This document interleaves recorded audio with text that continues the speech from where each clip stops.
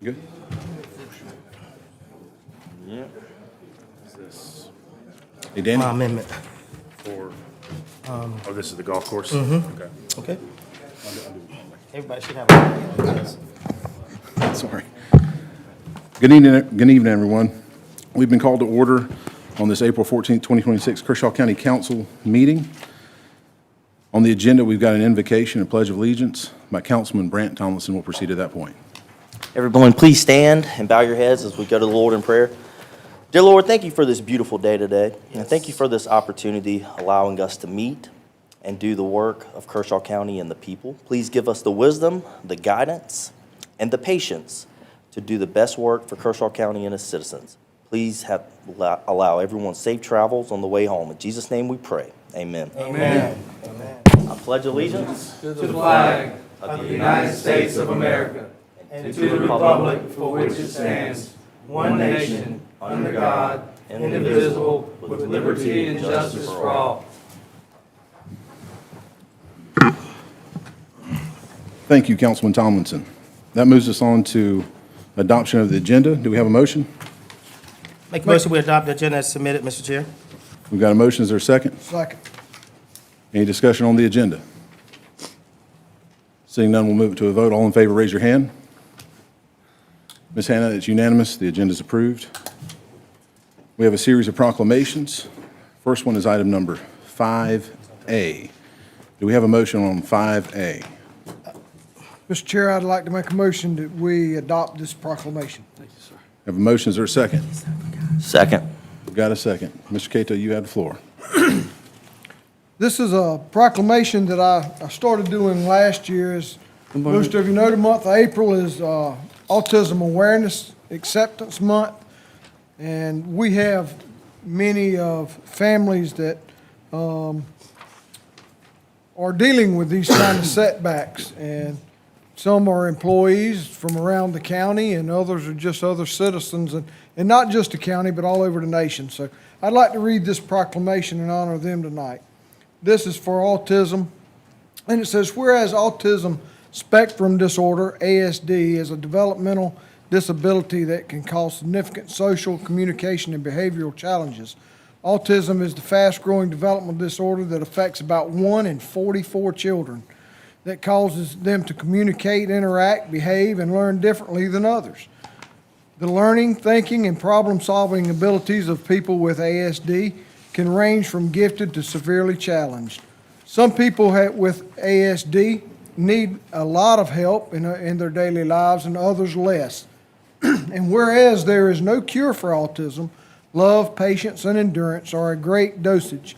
But families are encouraged to get involved with early intervention treatments, services that can improve a child's development, and ask questions and speak with their health care provider if you feel that your child is not doing developmentally what they should at certain ages. And whereas autism impacts people regardless of race, ethnicity, and social economic backgrounds, no one is exempt from the possibility of being diagnosed.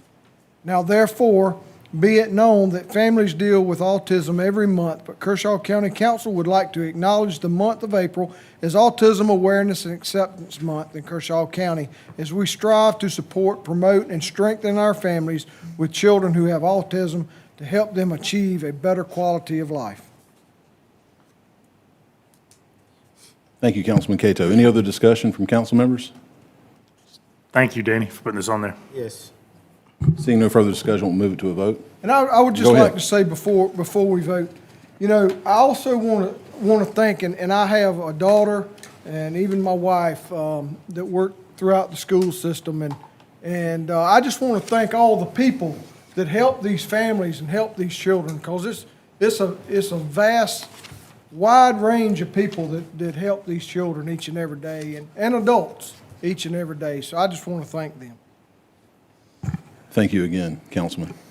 Any further discussion? I'd just like to make one comment. Danny, thank you for putting this on the agenda. You know, I think sometimes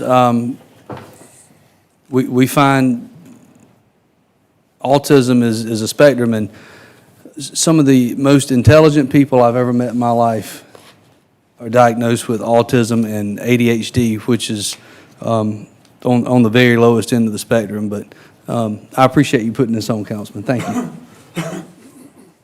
Seeing no further discussion, we'll move it to a vote. For those in favor of the proclamation and adoption, raise your hand. Ms. Hannah, for the record, it's unanimous, and the proclamation is adopted. That takes us to item number 5B. Do we have a motion on item number 5B, the month of April is Fair Housing Month? Mr. Chairman, if I may, I'd like to make a motion that we approve the proclamation for the month of April as Fair Housing Month. Thank you, sir. We have a motion. Is there a second? I'll second. Mr. Shoemaker has a second. Mr. Tucker, you have the floor. Thank you, Mr. Chairman. At this time, I would just like to read the proclamation. It says proclamation proclaiming April as the Fair Housing Month. Whereas Title 8 of the Civil Rights Act of 1968, also known as the Fair Housing Act, was enacted on April 11, 1968 by President Lyndon B. Johnson, enshrined into the law, the federal law, the goal of eliminating racial segregation and ending housing discrimination in the United States. And whereas Fair Housing Act prohibits discrimination in housing based on race, color, religion, sex, familial status, national origin, disability, and commits recipients of federal funding to affirmatively further fair housing in their communities. And whereas Kershaw County is committed to the mission and the intent of Congress to provide fair and equal housing opportunities for all, whereas our social fabric, the economy, health, environment are strengthened in diverse, inclusive communities, and whereas more than 50 years after the passage of the Fair Housing Act, discrimination in housing market still exists, many communities are segregated, whereas acts of housing discrimination and barriers to equal housing opportunity are repugnant to a common sense of deficiency, families, and dignity. And now, therefore, Kershaw County Council hereby proclaims this month of April 2026 as Fair Housing Month and encourages all citizens to prevent discrimination and reverse housing segregation by increasing opportunities for minority home ownership and invest in affordable housing acts across the county. Thank you, Mr. Tucker. Any further comments or discussion? Mr. Chairman, if I may, I just want to say that I know that the COG really helps us with this, and I know we've got a housing program here in Kershaw County as well that does a great job, and a lot of nonprofits that try to take care of folks wherever they're homeless or it's affordable housing. We have a great community that really holds this letter of law that went in 1968 to the fullest, and I would encourage them and thank them to continue to do that. And for the people who are not involved, I see there's a lot of builders and developers out there. It's not a bad thing to put on your plan as well for the future, because you want a mixed community. And that way that all ships rise with a high tide, so we don't leave anybody behind. But that concludes my remarks. Thank you, Mr. Tucker. Any other discussion or comments from council? Yeah, briefly, Mr. Chairman. I find this almost ironic. Actually, I do find it ironic. We're talking about fair housing at a time in which we're talking about growth and potentially restricting housing. So in the spirit of a congressional law, I want everybody here to know that my father put food on the table working for home builders here in Kershaw County when I was a child. I understand we're fighting a growing community and we're trying to shape a future that leaves Kershaw County as good or better than we found it. And it puts us in a tough position at times. I just wanted to state for the record that I appreciate and support every home builder that's in Kershaw County. Thank you for what you do. Thank you for the people that you employ and everybody that it affects in a positive way. So I appreciate y'all being here tonight. Thank you, Mr. Brazel. Any other comments or discussion from council members? Seeing none, we'll move to a vote in adopting the proclamation. All in favor of 5B, raise your hand. Ms. Hannah, it's unanimous and passes on 5B. That moves us on to public comments. We'll welcome everybody else out again tonight. I know many of us are getting back in town from spring break last week or the week before, so it's good to have everybody back together. Mr. DeBose, how many do we have signed up for public comments? There are 4 speakers, Mr. Chair. Who's the first one? Mark Wood, and the subject is Pecan Orchard. Mr. Wood, as you're coming up, I'll just remind everyone that public comments are limited to 5 minutes. It's time for council to hear from the public and not question and answer, just interested in hearing from the public. Yes, sir. Thank you, Mr. Chair, members of council. I don't come here tonight as your auditor as I normally do. I come as a disappointed citizen, and I'm disappointed in this council. I'm disappointed that this council, in regards to the decisions that have been made with my neighborhood, the Pecan Orchard. This neighborhood has been a topic of discussion for the last several years that relates to the stormwater issues that this neighborhood is experiencing. Last year, we were told the county had applied for a grant to finance the stormwater project. Myself, along with some of my other neighbors, asked the county what was the contingency plan if the grant was not successfully obtained. We were told at that time that if the grant was not able to be obtained, the county would look at using emergency reserves to fund the project. A meeting was held last year in the neighborhood, along with county administration and several members of council, and they assured the residents that the county was committed to this project and promised that the project would be a priority and get completed. Fast forward to today, we now have been informed that even though the county has spent somewhere between $120,000 to $150,000 on an engineering study, that the project will only receive $350,000 just to fix one road, Blackberry, which is the lowest point in the neighborhood. Oh, and also that $350,000 includes purchasing a vacant lot. What happens if that vacant lot is not able to be purchased? What happens if the county, what happens to the project then? What happened to the promise made that this was an important project? This council has let this neighborhood down, and many residents are mad as they feel as they've been lied to. I ask council that they revisit this issue and make the right decision to fund this entire project. That is what true leaders do, and that is what you were elected to do, is lead. I'm going to give you a couple of stats and some information. Maybe the county is aware, maybe the county was not aware of how this project could have possibly been funded. From 6/30/2022 through 6/30/2025, the county's local government investment pool account earned $5.8 million in interest.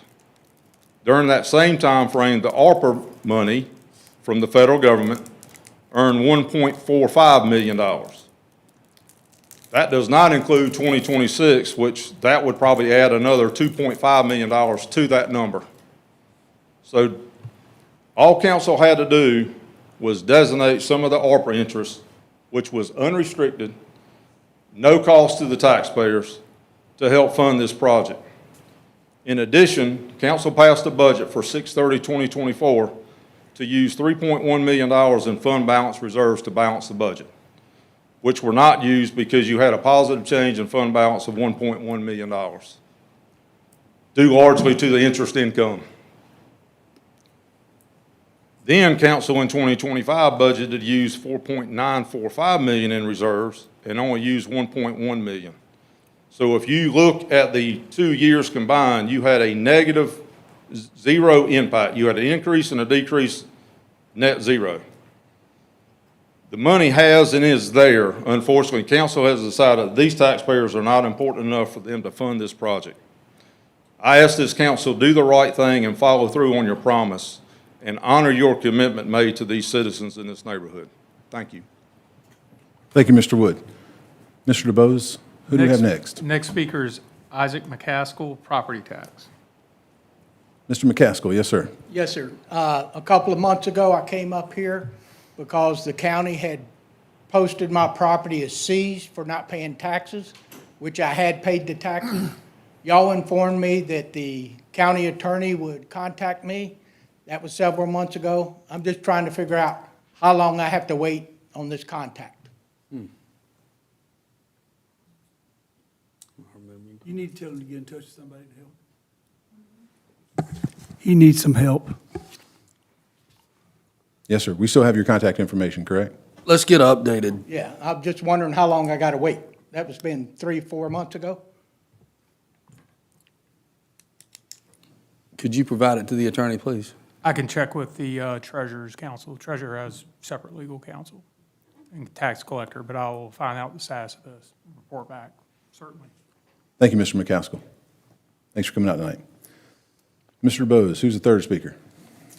David Dabney, subject is permits. Mr. Dabney.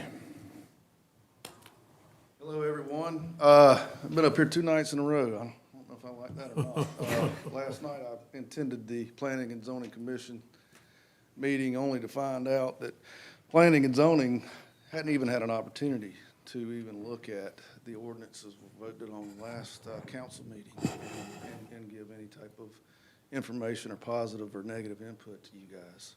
But it was voted on unanimously and passed, first reading. And what I'm talking about, for everybody that doesn't know out here, is the permit allocations things that we're having to talk about now. We, as basically local builders here, there's a couple of us here, we face a challenge every day of competing against large builders. And the problem is these large builders didn't create this problem. They're buying land that was zoned to do exactly what they're doing on it. This problem was created a long time ago, and it should have been noticed, I think, by a group of smart people that could anticipate growth coming our way. Maybe head it off with some zoning. Several problems with this zoning. Mr. Tucker, you're talking about affordable housing right now. With these ordinances, I don't see anything for affordable housing in this as far as permitting and allocations towards that. Don't know what they are. Secondly, these ADUs or accessory dwelling units and everything else, there's been an arbitrary number of 2 put on that. It's just ridiculous in my opinion. I've built 2 in the past year myself, and I understand there's been 11 total all of last year. I don't know how this is inflicting damage upon the impact of Kershaw County when one of the persons that I built this for is built it for their home, for their son, who was coming in to help her with her husband, who had been in an accident and paraplegic now. The second one I'm building right now is for someone that is 80-plus years old, got one leg, walking with a cane, moving in on his son's property. His wife's has cancer twice, so his son moved him in for that. Be a crying shame to turn down that third person that comes in and has that same situation. Instead of taking a common sense approach to it and asking what's going on, what you doing with this? You creating a pool party, or are you doing something like this for your family? Secondly, how are you going to deny the fact that somebody who's purchased land, been paying property taxes on it for 2-3 years, maybe waiting to retire or a child to graduate from school so they can follow their American dream and build on a nice big piece of property and create a little homestead for their family? Nope, you're 210. You can't do that. 6 months from now, you might be able to, if we got enough permits left.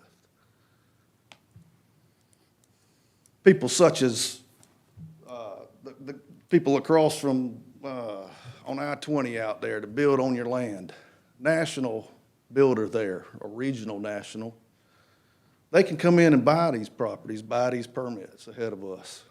We kind of take them as we get them most of the time. So common sense approach to me is the problematic areas are in Lugoff and Elgin, just like they always have been. They hadn't changed since 6 months ago when we put the impact fees. Matter of fact, where's the impact fee money going? What have we done with it? We can have an overlay district around the airport that restricts certain things. We can have an overlay district over there that says, hey, we got problems, we need to fix them. Let's slow it down over here. But you ride down Highway 1 in Cassett and pass 2 people between here and the airport, extensive land and everything else, and then we're going to basically copy-paste a Mount Pleasant ordinance, leaving out affordable housing. Mount Pleasant, Camden, Kershaw County, 2 different things. Can't go but so far east in Mount Pleasant before you run out of land. We're centrally located. We ain't going to run out of land. Low-lying area there too. Probably got sewer issues, don't they? Probably got to pump it uphill because it don't go downhill. So I ask, when you look at this thing again, maybe take some input from the committee that you put in place to look at these things before you just make an ordinance and pass it. Look at these things, why these people are moving in these areas, building these ADUs and things in their backyard, instead of just saying no. Hey, tell mama 3 months from now we might be able to do it if we got another permit available for you. So common sense goes a long way. Like John Wayne said, life is hard, but it's a lot harder when you stoop. So I stand down. Thank you for your time. Thanks for coming out, Mr. Dabney. Mr. DeBose, who's the final speaker? William Robinson, Knights Hill Park. Yes, sir, Mr. Robinson.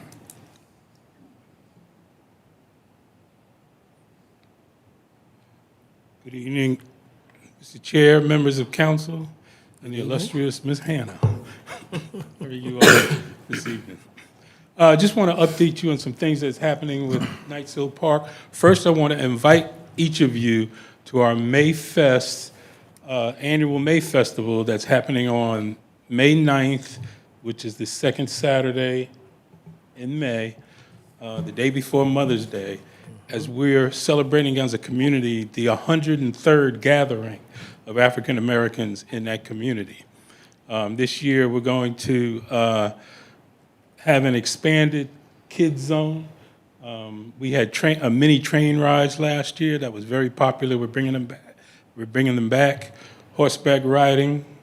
There will be food, other information vendors, and it begins at 11 o'clock. I ran out of flyers and posters today, which I had in my car earlier today to give to each of you, but between Cassett and Elgin today, passing them out and talking with the different businesses, I ran out, so I didn't have any for you. But I'll make sure we get them to you this week. One of the things that we're going to introduce this year also is golf instruction at Knights Hill Park. We got a grant from the Health District to bring free golf lessons to Knights Hill Park, which we will be doing twice a month from the summer through the rest of the year, be instructed by Mr. Herman Belton, who grew up in Kirkwood. He's a Navy veteran. He is also a Hall of Fame coach. He was inducted to the Benedict's Hall of Fame a year and a half ago after taking Benedict College, South Carolina State, and Payne College in Augusta, Georgia, all to minority golf championships, national championships. So he's going to be our instructor, so we're working with him. So again, I want to invite you all out, May 11th, 11 o'clock, Knights Hill Park, and I'll get some posters and flyers to you within the next couple of days. Thank you. Thank you, Mr. Robinson. Appreciate you coming out tonight. Mr. Bose, does that conclude public comment? That does. All right, gentlemen, that puts us back on the agenda. We have item number 7A, which is a presentation by Hale Gold Mine. Tonight we have Tylee Tracer Anderson and Joey Bird with us. I make a motion that we have this public presentation. Second. We have a second. Any discussion? All in favor of having the public presentation, raise your hand. It's unanimous. And you've got 15 minutes. Yes, sir, Mr. Bird. Well, good evening. First of all, Mr. Chair, Council, we want to thank you for giving us a few minutes to just tell our story and the impact that we're making at Hale Gold Mine, not only in Kershaw, Lancaster County, but also Kershaw County and the great state of South Carolina. Amen. Thanks for being here. Thank you. My name is Joey Bird. I am Senior Advisor of Community Relations and Land Development. Mr. Bird, I know you're tall. If you could pull the mic up just a little bit. I was getting a text from people. They can't hear you online. Okay. There, that's much better. Thank you. As I said, I'm Senior Advisor, Community Relations and Land Development for Oceano Gold, Hale Gold Mine. Tylee will introduce herself in a moment when she comes up. But we'd like to start with a video if we could. I think we have it ready.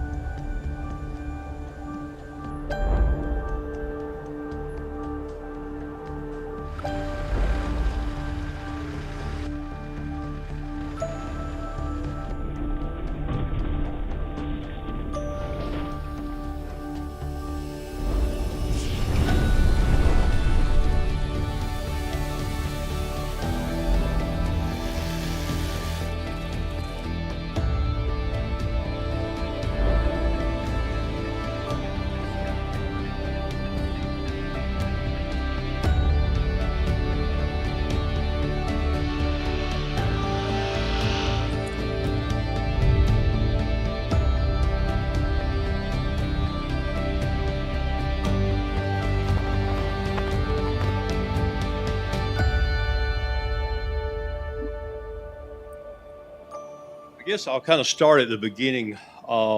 In the 1980s, there were 3 mines that were in operation in our area. I know you're familiar with the one over in Ridgeway that was in Fairfield County.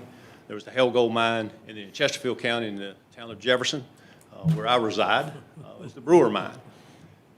Early 90s, those mines, they closed down, basically due to the fact of low gold prices at the time. About 2006, 2007, Remarco Minerals, a small exploration company, came and purchased Hell Gold Mine, which consists of several hundred acres at the time. They began doing their exploration drilling, and over the years found the reserves enough to start putting it in operation once gold prices increased. 2015, Oceana Gold came and acquired Remarco Minerals. 2016 was when I began my career with them during the construction years. And so 2016 was construction year. 2017, we began our operations and the process of pouring gold. Currently, Hell Gold Mine is the only operating gold mine east of the Mississippi River. Not only that, we are the first mine ever east of the Mississippi River to mine underground. We have an egress of about 2 miles down, but that is not 2 miles vertical. It is sort of like a spiral staircase as we wind our way down to about 11 or 1,200 feet down. We extract the gold on the way down and backfill that. We are the 4th largest producer of gold in the United States currently. Last Tuesday, April 7th, was a monumental day for our company. We began listing on the New York Stock Exchange. Last year, we produced 212,000 ounces of gold. Over the next 10 years, we project to produce that or more each year. Oceana owns 3 other mines. There's 2 in New Zealand, and there's 1 in the Philippines. Hell accounts for 45% of all the revenue from Oceana. Hell's reserves ensures that we will have another 10 years of mining, and we continue to explore for more resources with an aggressive exploration program. Hell Gold Mine employs around 900 people, and we also have an additional 200 contractors on site as well. Many of our employees live in this area. We really we consider our local employees in a 6-county radius. Some prefer to live in the larger cities, some rural, but in our 6-county that touches us in that area is the majority where our workforce is at. And we're around 89% local. We have currently 5,469 acres permitted to mine. We don't need to mine all that, but we need that much space, especially for overburden. If you've been by our facility, you've seen what people call the mountains. So we need some space. But we also have approximately 4,000 acres unpermitted off-site. And over the next several years, we have about 2,400 plus acres that we will be designating it for conservation. This past year, just kind of speaking of conservation, a preservation project, we relocated a historic schoolhouse that was on our property. We had to move it. It was declared historical. It was built around 1919. And so we relocated it. It was quite a process, but we relocated it downtown Kershaw, and it's in its preservation. They're working on it currently. And I hope to have that finished sometime this summer. So I'm going to let Tylee come now, and she's going to share some of the impact, the economic impact that we're making. Any questions before I step down? Any questions, comments from council? Well, thank you. Thank you, Mr. Byrd. Thank you. Great presentation.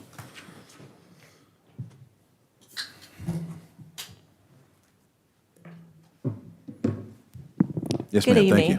I'm Tylee Tracer Anderson. I'm the External Affairs and Social Programs Superintendent at Hell Gold Mine, and this will be super brief. So Hell contributes to about 83 organizations. That's always growing every year. We we get a lot of requests from different nonprofits, and we are really supportive of conservation efforts across the state. Most recently, we have signed up with an agreement with MUSC, in which Hill is giving $250,000 to their residency program, which promotes doctors to complete the residency in rural areas. And finally, we want to share the economic impact that Hill is making, not only in Kershaw, but in the surrounding areas like Camden and Kershaw County, as well as the state of South Carolina. So I have these here for you guys to look at and keep. Thank you very much. Thank you so much for having us tonight. Thank you. Council members, any comments or questions? I'd like to, Mr. Russell, sir. I'd like to say thank you for showing us the video and the presentation.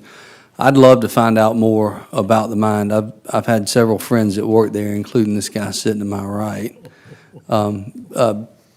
Many others as well. Billy King's a good friend of mine. He's shared some significant stories about how interesting the process is, and I'd love to learn more about the process if we could. Yeah, Thank you so absolutely. much. We would love to set up a lunch and a tour for you guys to see everything. I would absolutely enjoy that. Thank you. Great, thank you. Thanks so much. Thank you, Mr. Brazel. Mr. Tucker. Yes, thank you. Mr. Brazel, you're talking to the right folks, especially the tall guy. That's what he likes to do, and that's what he's good at. Amazing place to work, amazing place to visit. What you guys, and I say guys, but I'm talking about the ladies and the men, do out there is nothing but remarkable, and you employ a lot of good people. And last I checked, Mr. Burr, you can correct me, when we did the 25 Family Friends Day, most of the residents were in Kershaw County that worked out there. We had the majority of them that's living in Kershaw County. So that's part of our growth too as well. And, they're coming from all over the world to work out there. So it's not like they're just moving from North Carolina or Georgia. These folks are moving from out west, California, Nevada. I think some's out maybe in Texas, wherever they're digging minerals at, because they're coming with experience. So, but I just want to say thanks and make sure that when you get back there, you tell the Big Cheese I said hello, and that we appreciate all that you guys do for not just our community, but the surrounding counties as well. Y'all have been a great, great partner to work with. And if I could dig you up and move you back into Kershaw County or redraw the lines, we would love to have our gold mine that was given away in the 60s to redraw school district lines, because that's how that happened. But thanks very much, and we appreciate you very much. Thank you, Mr. Tucker. Any other comments or questions? Thanks again for coming out. I hope you don't mind if I share your contact information with any interested council members that want to reach out. And Mr. Brazel, that's a great idea. Jeff Burgess had already reached out about doing a tour. We'll just make sure we comply with FOIA, whether 4 or all of us come, and we have to announce it for the media and otherwise, but you've already dealt with that in the past. Well, they might want to come too, Mr. Chairman. They might want to come too. Thank you so much. Thank you. Appreciate you. All right, gentlemen, that moves us on to approval of the minutes. We have items number 8A and 8B. Do we have a motion on the minutes for 8A? Make a motion, we approve the minutes for March 24th, Mr. Chairman. We have a motion on 8A. Is there a second? Second. We got a second. Any discussion on the minutes? Seeing none, all in favor, raise your hand on 8A. Ms. Hannah, it's unanimous on 8A. And then we have the minutes for 8B. Do we have a motion? Make a motion, we approve them. Mr. Cato has the motion. Is there a second? Second. Mr. Tomlinson, any discussion on the minutes for 8B? Seeing none, we'll move it to a vote. All in favor, raise your hand. I'm abstaining due to absence. Please note the abstention, Ms. Hannah. Otherwise, it's unanimous and passes with Mr. Brazel abstaining. On to discussion items. We have a couple of discussion items tonight. Item number 9A, first placed on the agenda by Mr. Vice Chairman Russell Brazel, Homestead Exemption Plan. Do we have a motion? I'd like to make a motion to discuss a homestead exemption plan for seniors. Is there a second? Second. There's a second. Mr. Brazel, you have the floor. Thank you. Ladies and gentlemen, I've been researching homestead exemption plan, and I'd like to, with your help, formulate something that we could potentially in the future refer to state delegation for members of the House and Senate to consider that would be broadly applied throughout the state. And I don't think we're going to get there overnight, but I think everything starts with the conversation. I know that our homestead exemption is currently $50,000 per home for a senior. I would like to make a proposal that as people age, the homestead exemption increases into a point at which if you own a home that's less than $500,000 by age 75, you would be free and exempt from taxes. So in brief, my plan would start at age 60. So the primary residence and the qualifying homeowner at age 60 would receive a $100,000 homestead exemption versus a $50,000 homestead exemption. Now, given if your house is only worth $100,000 or less at age 60, at that point you would be paying no taxes, no differently than currently. I think it's $50,000, and if I'm not mistaken, the age is 65. At age 65, that would increase to a $200,000 homestead exemption that would, as stated, if your home is worth less than $200,000 at age 65, you would have a completely exempt house, or you would have that much reduction in tax on a home. Say if it was a $400,000 house, you'd pay taxes on $200,000 and you would be exempt $200,000. As you age, at age 67, it would be a $300,000 exemption. Same scenario. At age 70, a $400,000 exemption. And at age 75, a $500,000 exemption. Now, I'm fully aware of the pitfalls that it would create for councils and county agencies. I think that this is something that could be implemented over a 6 to 8 year time frame, potentially less, potentially a 5-year time frame. And we would have to look to the state for money back to the counties from sales tax revenues and other tax revenues that could help counties replace those losses.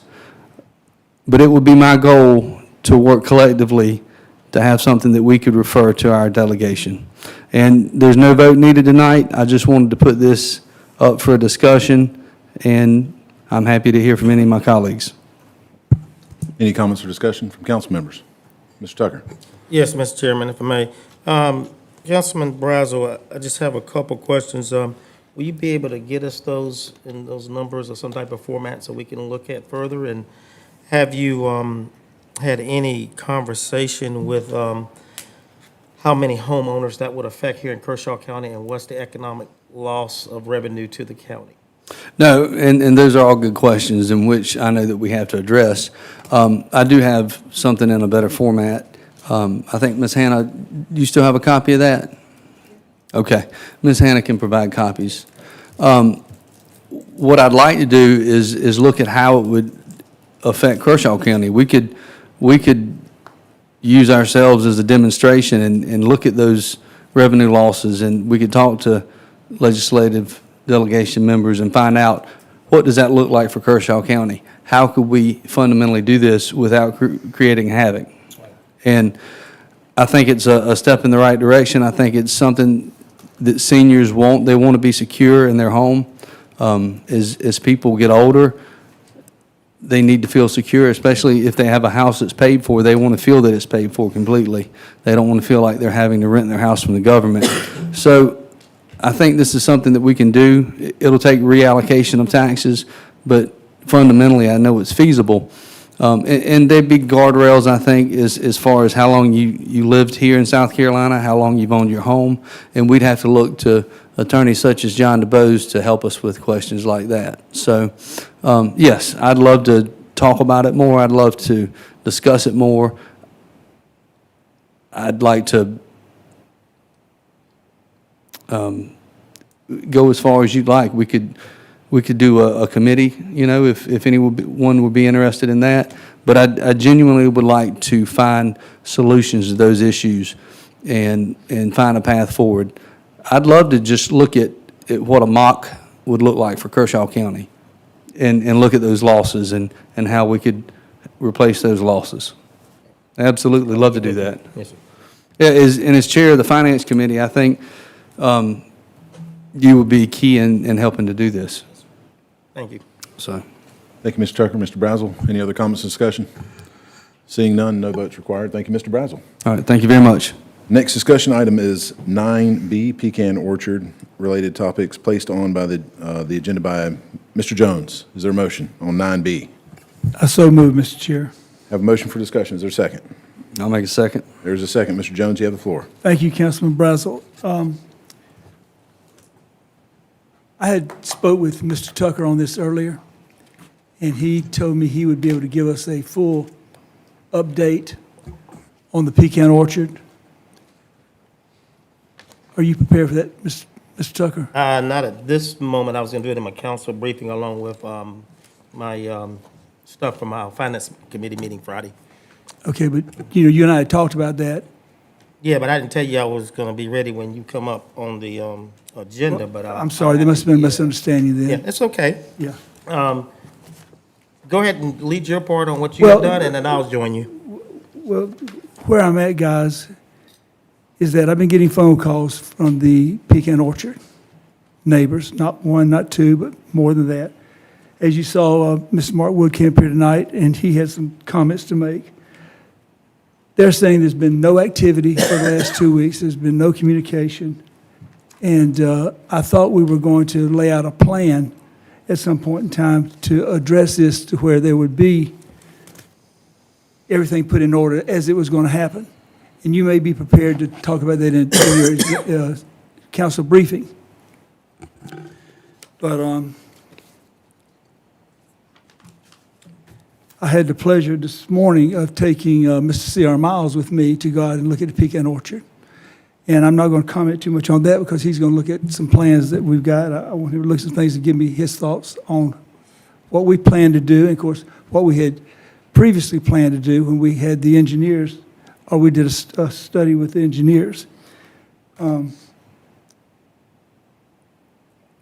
Just somebody, whether Mr. DeBose, Mr. Templer, Mr. Chairman, somebody can just tell me when, where, how this is going to get started. And I've been threatened that it may be taken off the agenda, or the project may be dropped if I say too much. I don't care. If you want to use my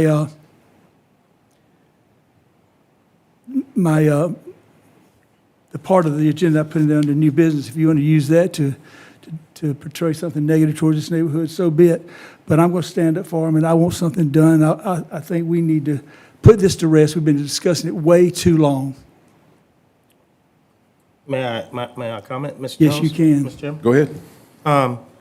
Well, I think there's a lot of misinformation, Mr. Jones, and, you know, I just listened to a public comment made about how we were going to fix pecan orchards as a whole, and that we were going to fix it with $350,000, and that was never the conversation or the intent or plan. That was supposed to take care of phase one and phase one only, and then from there, we would have to work on phase two and a phase three. That's what staff brought us. And I can tell you, there's been activity out there. Remember, when you're dealing with the county has more responsibility than just pecan orchards. So they're trying to work and do the best they can and getting there, but they have made tremendous progress out there, Mr. Jones. So I'm in probably disagreement with you on there's been nothing done, because there has been work out there. And I'm happy to refer to the administrator because he's sitting right here and he knows way more than I do. But I think what we need to do, and I say this to all the citizens that's out there, is allow the county to go through the plan that we all voted on a few weeks ago and allow to see what fruits of our labor that will bring. Everybody's Monday night quarterbacking and becoming engineers overnight because they probably went to AI, and you know they're ready now. AI, they're good to go. Give the project and the plan an opportunity to work, and it's hard to try to help people when you keep beating people upside the head that's trying to help you. Can we just pause for a minute, please, and now allow the county to go through the plan that council has voted on? We all voted on, it was unanimous. And then if something is not right, then we can judge, we can make the phone calls, we can email the letters and everything else. But you have to give opportunity to people that's trying to help you. Thank you, Mr. Chairman. Mr. Tucker. Mr. Jones, yes, sir. Thanks so much. Well, that's well and fine, and you are an eloquent speaker, but I disagree with you on what you just said. Everything you just said. We've been talking about this for 2 years, Sammy. Well, Mr. Jones. And we're no further than we were 6 months ago. I disagree with you on that. Okay, what, so there's the flags put up? We should talk about flags. And what about the property? Are we going to get updated about the property when it's, how are we When we going get to to a point where we can report out, that was given to staff and our county attorney, and I don't control that. So we're just waiting on their progress. So how long are we going to wait? Till they tell us. Wait's what broke the wagon. That's what a man told me one time. What'd you say? Wait's what broke the wagon. It's spelled different than Mr. Yeah, I know it's spelled differently. I don't know. I'm a little bit like Mr. Jones. It's time to move. It's time to get it done. We've talked about it. I mean, like we've talked about it. I've gotten grayer as we've talked about it. We need to get it done. Get it behind us. Get it fixed. Get it done. Move on to the next thing. That's how I don't know. That's just the way I live my life. If we're going to do it, let's do it. But let's quit talking about it.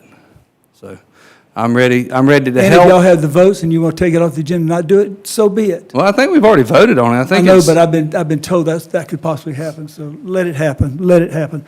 When I retire, I promise you this, I won't go away. Mr. Jones, What? would you like to hear from the county administrator? Sure. Okay. Mr.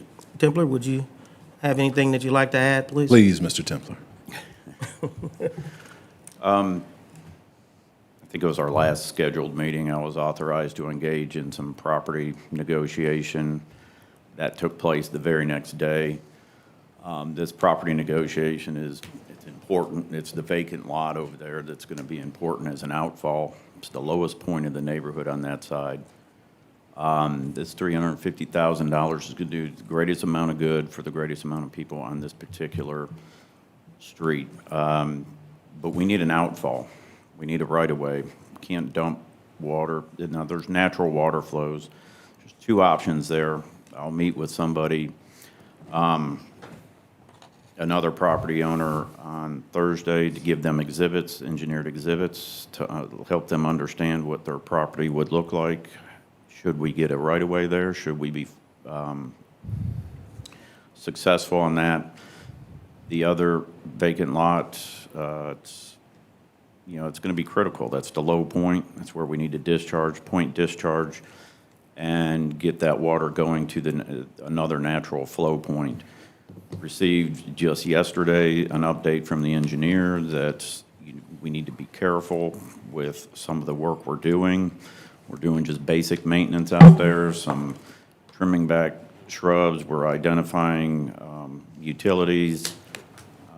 Report from the engineer as recent as last night indicates that some of the water lines will have to be moved. There's a lot of utilities out there, and what we don't have the luxury of is utility companies coming and doing the right thing and getting encroachment permits in our county roads, letting us know where utilities are going to go so we have a say. They just go out and install. And so we got utilities everywhere out there. It's fiber. It's expensive to repair.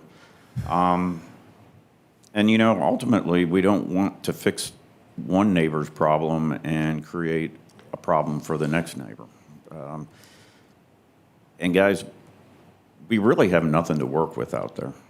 This neighborhood is so poorly developed from original concept to what the product is now. There's documentation going back to with the administrator in 1995 when these roads were coming in indicating that engineering needed to happen out there.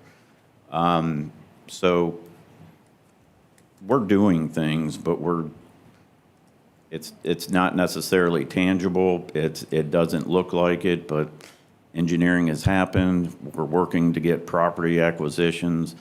We're trying to do it the right way. We're trying to do it the most effective way. Sure, we can go in there and just start moving stuff. I mean, we have plenty of equipment to do that, but it's not going to happen. I'm going to go by the engineering, the information. I'm going to go by the law. I'm going to go by what the attorney tells me I should do, what I shouldn't do. And when we say we're going to do it right, it also includes those items as well. We need to do right by the people that are not having such the drainage issues that some others are. I don't want to spread the love in terms of the problem out there. I want to resolve as much as I can. And at the end of the day, the expectation needs to be understood that my responsibility is to drain the county roads out there, not the private property. We capture the water that is falling onto the county roads. We capture that water, we discharge it in an appropriate manner. I'm not responsible, nor is any other taxpayer, for what goes on in someone's backyard. Now, there may be some results of, underground springs or something like that. I can't be responsible for that. It's roadways and ditching and discharges and making sure that I have the appropriate right-of-ways going onto private property for point discharge.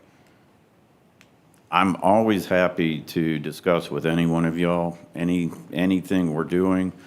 We're not sitting on our hands, as some may want to point to. The day after that we were authorized to get that property, we were moving on it. We're waiting on an appraisal right now. We had comps that were just that, comps, but it wasn't an official appraisal. It's just something I need to expend county money on private property. So there's red tape. I understand the frustration. I've been dealing with Pecan Orchard for 10 years. I'm not impacted by it, but I am when I come to work, and I'm just being blistered on social media and slandered and through incompetence, and that I need to be terminated for sitting on my hands.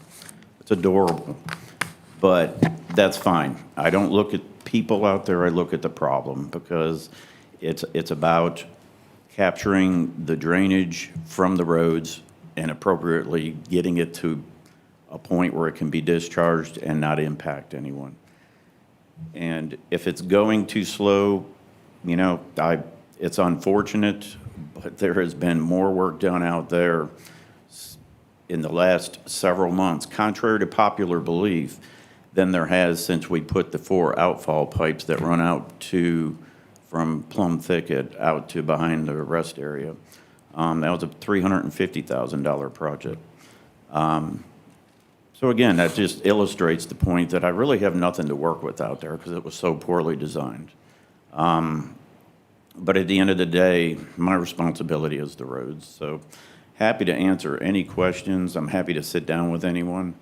I am communicating. Communications went out yesterday, red line responses.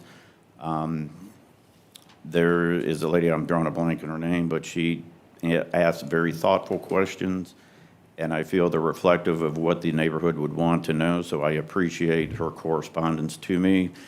It allows me a vehicle to respond to her questions in red to show that these are my responses to her questions and reply all to all the homeowners. So I appreciate her efforts, and again, she asks very thoughtful, meaningful questions that I think are fair and probably what most people want to know, but they're just not asking, so she's representative of that neighborhood. So again, it's unfortunate, but progress is slow. I wish we could just go in there and just start tearing stuff up, but that's all we would be doing. We're not fixing anything that way. Thank you, Mr. Chempler. Council members, any further comments or discussion? Are we going to discuss, or or could we discuss furthermore those dates and those timelines for the purchase of the property at the next council meeting? If I have anything I have moving forward in terms of progress, I will be happy to share in my briefs. Okay. Just as we did, yes, sir. So I think maybe at this point, we may be 2 weeks out, 3 weeks possibly. So hopefully by the time Okay. we get something, and I will absolutely, given the gravity of this situation, be updating y'all as much as I can. Yeah, I think if we could, Sure. I think if we could have a timeline and a schedule from you and/or Public Works, however you want to frame it, if we could have a schedule with goal set dates, what's next steps, if we could have that to, for our own knowledge and for the knowledge of the community, that would be a great help with some of these situations that you're talking about, the misconceptions and that sort of thing, and us not knowing. I didn't know until just now that the next day you move forward with that. That was the first I heard of it. And as far as people saying things about you, Danny, that's just getting you ready for when you're on council one day. Never have them get them. I'm not going to wish that on you. Well, let me just say this. and Mr. thank you. Jones, yes, sir. Thank you so much. Mr. Templer, thank you for that update, but I swear I know less now than what I did before we come in here. We're saying the same old thing over and over and over. And I don't know what's strapping Mr. Templer's hands, but I know Mr. Tucker, Finance Chair, sir, great one. We talked about setting a schedule. Yes, sir. We'll talk about it again tonight. Well, I'm gonna say this, Mr. Jones, and I'm gonna be done with it for this discussion. You know, because you were in that meeting, anytime you have legal points, contracts, things of that nature, that does consume some time, and they can only move as fast as the attorney is able to clear them too, because what we don't want to do is misstep, and it costs us. And whoever we're dealing with, the individual we're dealing with, how quickly they want to move. Are they holding out? Are they willing to cooperate? These things do happen, and unfortunately, you, the administrator, other attorney, or this body up here on the diocese have no control of that sometime when it's on the person, whether it's a contract or whether it's property or whatever it may be. So with that being said, I think what Councilman Brazel asked for, Mr. Templer said that he think he can get it if he gets progress made on that, but if not, he can give us another update by the next council meeting. But I wish I could tell you, that is the holdup. After that, you can get a timeline. But if he gives you a timeline now, and he doesn't meet that timeline, Mr. Jones, then he's gonna be labeled as a liar. But you asked for a timeline the last time we were here. Right, but that was not knowing that this was gonna take as long. So he can't give me a timeline until we cover the legal portions of this, so they will be accurate. And I understand that, and I'm asking all of us just to be a little patient. Let's get through this next step, please.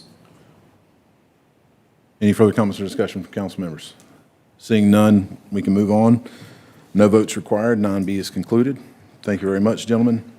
This brings us to a series of ordinances.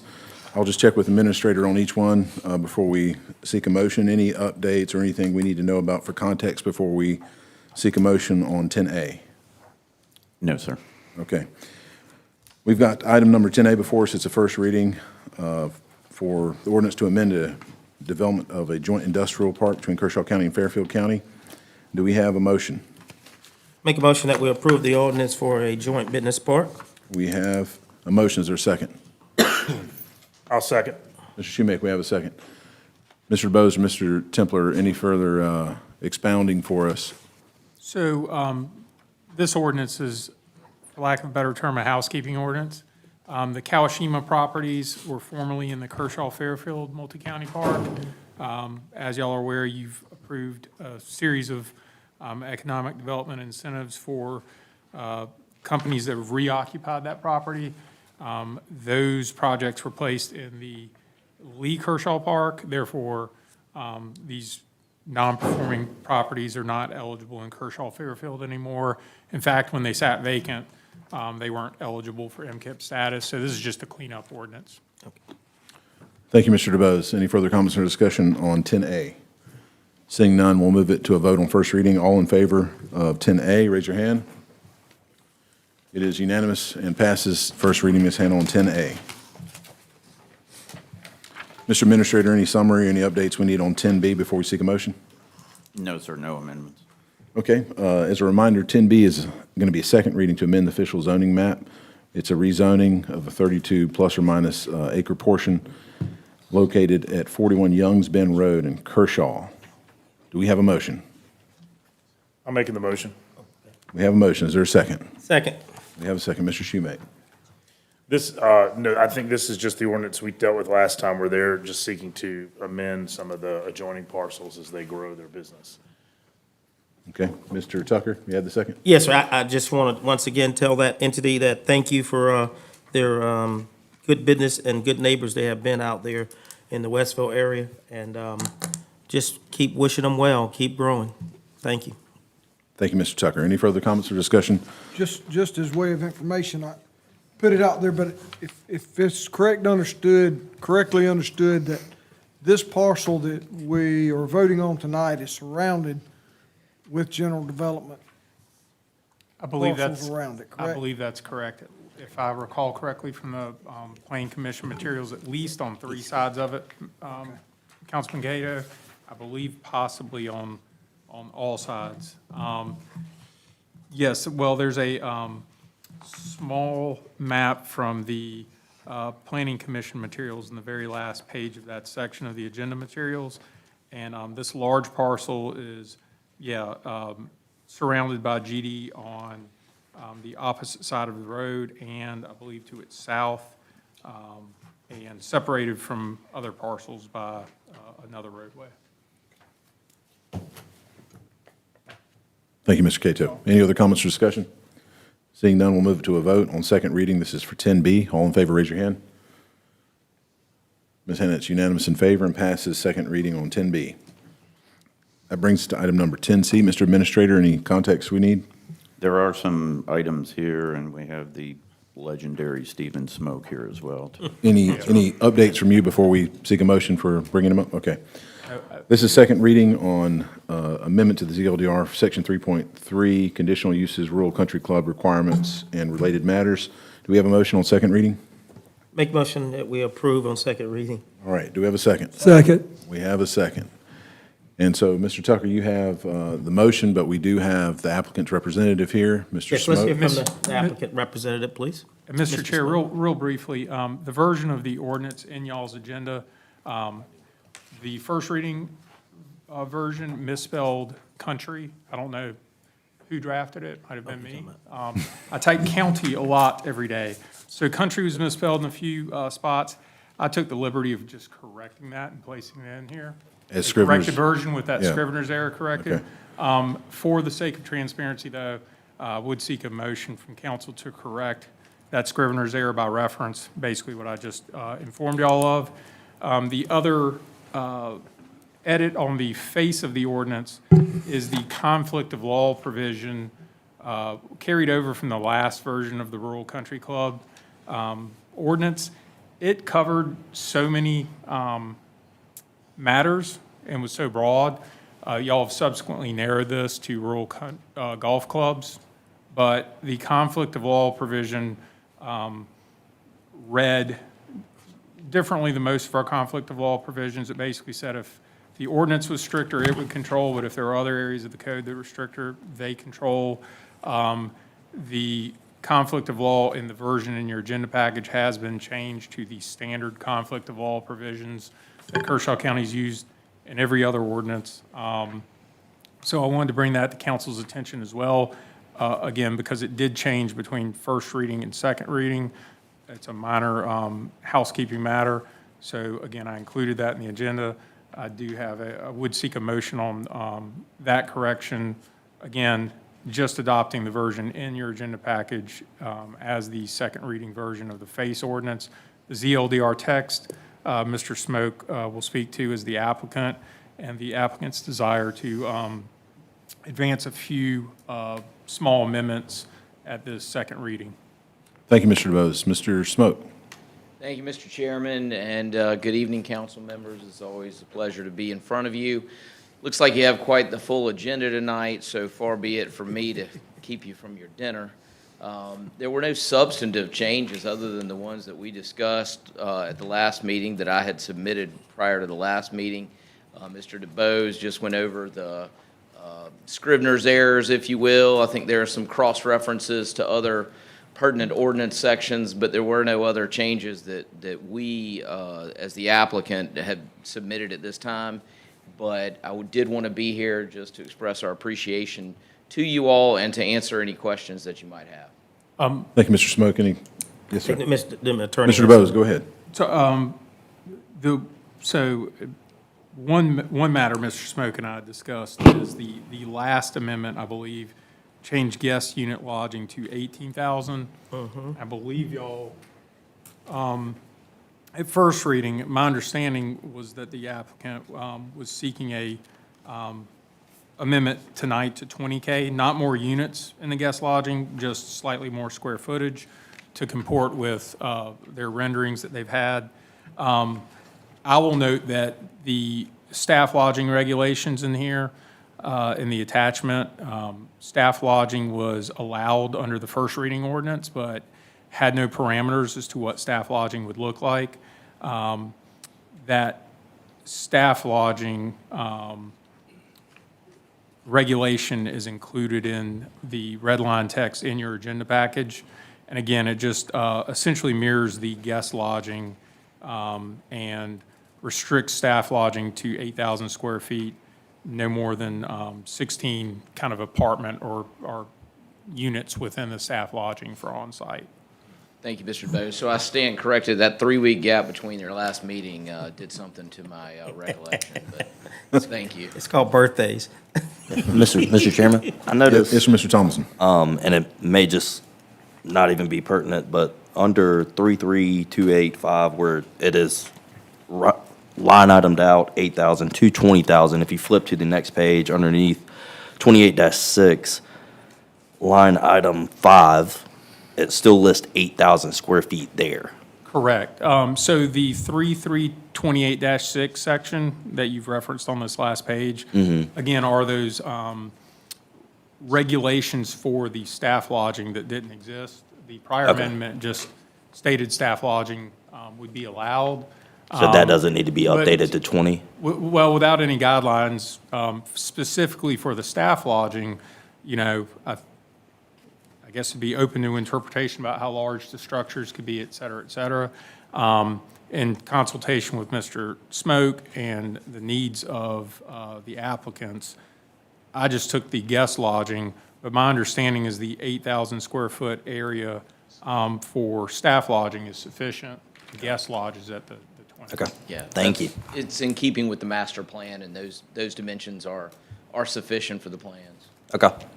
Thank you. Mr. Chairman, Mr. Tucker? I'd like to make an amendment to. I think Mr. Cato, he got my attention first, or you may Okay, no, yield. that's fine. We all should have it before us, and Mr. DeBoe's already done a fine job of explaining it, and I yield to you, Mr. Cato.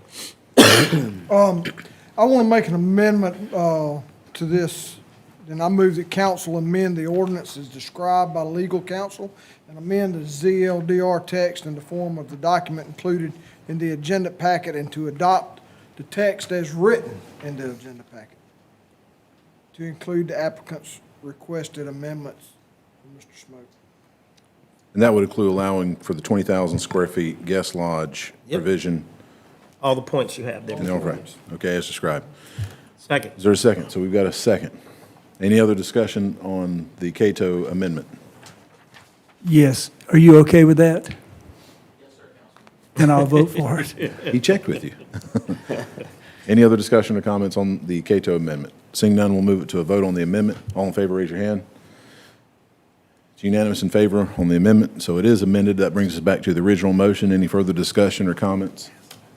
Seeing none, we'll move it to a vote on the motion as amended. All in favor, raise your hand. It's unanimous and passes second reading as amended. Thank you, Mr. Smoke, for coming out tonight. Tell your client we're very thankful for their interest in Kershaw County. Thanks, Stephen. Always the councilman.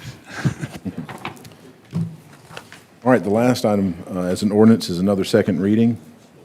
This is an amendment to the Code of Ordinances related to Chapter 24 and related offenses, solicitation and panhandling.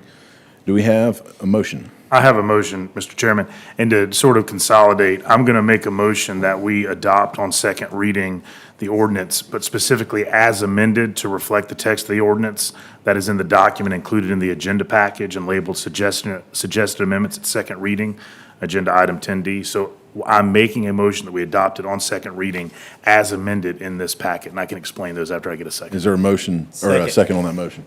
Mr. Tucker, Mr. Shoemaker, you got the floor. Yeah, so obviously, the original ordinance that came before us at first reading banned panhandling and aggressive panhandling. We talked about that. Pursuant to Councilman Jones and some other folks' comments, this amended packet that you have in front of us does a couple of things. It specifically allows permits to be issued that would allow rescue squads, volunteer fire squads, and any other registered 501c3 group to solicit from motorists with the permit, and it makes clear that permitted solicitation activity isn't permitted by the ordinance. So that addresses specifically the issue that It does, you and and I have thank you, spoken about. thank you for that. And that's what this amendment does. Otherwise, it's in form and substance the same when we voted on it first reading. And for what it's worth, again, I don't think those matters that were already included in the Code of Ordinances and allowed under that permitted structure for rescue squads would be under any of these defined prohibited acts. Nonetheless, the questions out there for the removal of all doubt, I think it's wise to explicitly reference those and how they are not, those existing code sections are not altered by that. And again, yes, that's all this amendment does is states that those two county code sections are still valid and allowed. Thank you, Mr. DeBose. Any further comments or questions from council? We've got Mr. Shoemaker's motion before us. All in favor, raise your hand. It is unanimous in favor and passes second reading on 10D, Ms. Hannah. 10D. Thank you, gentlemen. That takes us to new business. Mr. Templer, any background or summary for us before we seek a motion on this? No. 11A. Pretty straightforward. Just Okay. allowing us to have medical continuing in the jail. All right, do we have a motion on 11A? I'll make a motion that we, I guess the motion would be that we adopt the proposal as recommended in the new business packet. I guess that's the right Second, phrase. yes, Southern Health Partners in Chattanooga, Tennessee. And we have a second?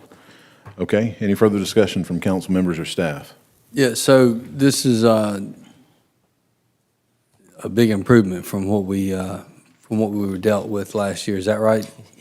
Administrator? Correct. And just also, this one needs a little bit of finessing from me because it's not the low bid. We're actually recommending ACH. So you doing the advanced correctional health care? Okay. Correct. Yeah, Okay. can I jump in one thing, because we please. did speak about this in finance. The lower bid does not offer, the higher bid gives us more qualified medical professionals, which helps us meet more of the standards. So what we're seeing in that higher bid is, while it's a slightly higher bid amount, it's not a substantially higher bid amount, it offers us a substantially higher quality of medical professionals, which in the long run should save us money because we have people that can do the more advanced medical work there at the jail as opposed to having to farm them out and having just kind of your lower level medical people. Is that a fair kind of layman's description? Correct, and there's also some staffing increases with ACH that Southern Health Partners, namely around holiday time, was not able to do. All right, well, let's just clarify for the record, then the motion and the second was related to ACH as recommended by staff. Yes. Because Southern Health was mentioned before, and so before us, we have the $828,871.53 per year contract related to detainee health services. What was last year's payment? The provider is the same, advanced ACH, and so it's going up slightly, I think about 80. 180. Yeah, it's in my notes. So there is an increase. We were able to take advantage of just getting them in last year under that kind of emergency situation, if you will, if you remember. So there is an increase because we went out to bid. They had to kind of competitively bid, so there was a slight increase on both of those items. For both of those reasons, I'm sorry. So Well, competitive bid should reduce the price. I would like a little bit more time on this, if I could. I remember talking about this in depth last year, and we were caught flat-footed, if you will. And this year, I don't know that I can accept an increase without further discussion. Can we defer it until the next meeting? I would caution against because of the, and I will certainly defer to whatever this body wishes, but it's critically important that we have appropriate health care, especially with some of the mental health. Understood. When's our contract in? I mean, we would have time. I don't know the drop dead date on it. We were just trying to. I would frankly, I would like to talk about this more because we talked about this in depth last year, and I know that we had a large increase in price, and there was a lot of conversation about having a better opportunity this year for a better price. So I don't know what I don't know, and I hadn't been briefed on this. And so I would just ask my colleagues if we could defer this for 2 weeks and have an executive session, or if we could include this in tonight's executive session to have a more detailed conversation. I'd be more inclined to vote in favor of it if I better understood it. Sure, and I respect that. I can speak to, I mean, I've been asking questions by and by to try to keep myself informed on the issues. And I know we reached out to a local provider, but they just were not able to provide the level of service that's required on site. Correct. You have local providers that are already mobilized that could, truck inmates over for just general stuff that needs to be taken care of on site, as opposed to at their hospital facility or otherwise. That was one of the discussions about how can we have a significant savings in having a local partner. But the standard of care that we need to provide, as I understand it at the facility, and Mr. Jones, you actually worked over there for your entire career, is that you need to have the doctors on site. Is that correct, Mr. Administrator? Correct. Yes. And so I know administration had some in-depth conversations with several local providers, but they just weren't able to do exactly what we needed to do in this detention healthcare service. And how many, did we reach out to people beyond these 2 bids that came in and solicit? We did, and once we told them that we were trying to kind of curb our costs at just 12 hours, we lost some participants as well. The Southern Health Partners was a provider some years ago when I first came on board, but we went to our previous provider who decided to pull the plug. They wanted to have us essentially forced into a 24-hour care. And that is something we didn't have to worry about with advanced correctional health care. They're also going to do the medically assisted treatment through the Alpha Center. They're going to assist with that. So it is an increase of about $172,000, the difference here in the bid. But what we get in terms of, is Care. Mr. Shoemake had mentioned, the level of care,